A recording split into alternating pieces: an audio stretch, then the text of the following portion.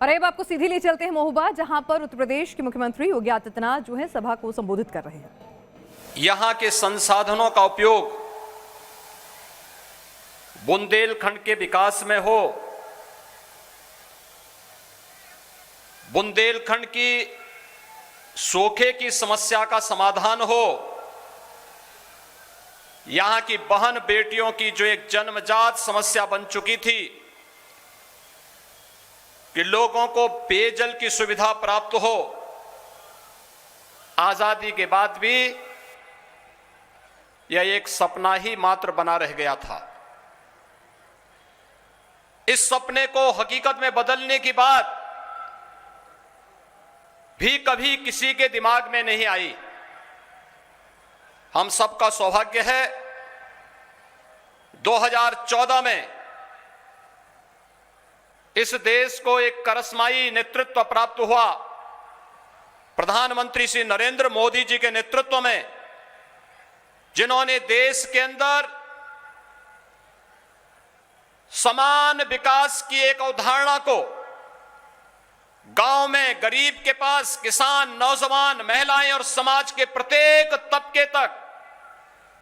विकास की उन योजनाओं को पहुंचाने और दशकों शतकों से लंबित उन समस्याओं के समाधान करने के लिए जिन कार्यक्रमों को आगे बढ़ाया है, आज उसी का परिणाम है कि उत्तर प्रदेश के अंदर कभी सबसे आर्थिक रूप से पिछड़े इस क्षेत्र में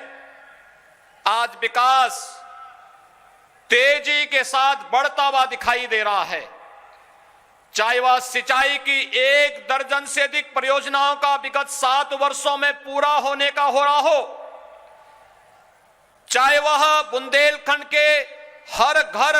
नल की योजना के माध्यम से पेयजल की समस्या के समाधान की दिशा में उठाएगा बड़ा कदम हो, और चाहे वह बुंदेलखंड के विकास की धुरी बन रहा बुंदेलखंड एक्सप्रेसवे हो,